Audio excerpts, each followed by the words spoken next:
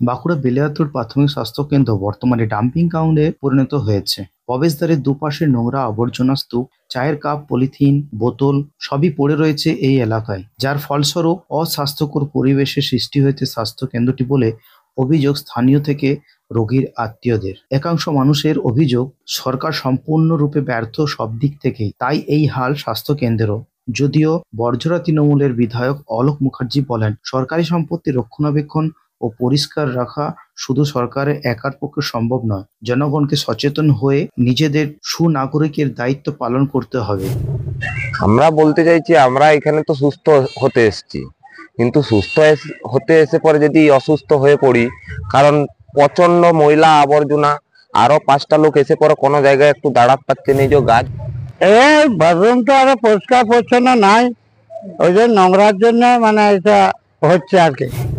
অবস্থায় খারাপই দেখছি, জবর যেটা চারদিকে ওই ধারে দুপাশে গেট, জবরা জাটি ফেলে দিয়ে চলে যাচ্ছে, বাইরের থেকে এসে এখানে টয়লেট করে যাচ্ছে, মানে বাথরুম পরিষ্কার নাই। হাসপাতাল কে বলছে?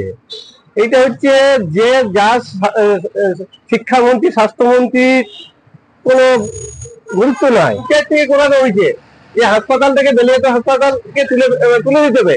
এখানে তৃণমূলের যে নেতা আছে তিনি চাইছেন যে বেলিয়াতুর থেকে হাসপাতালটা উঠে যাক।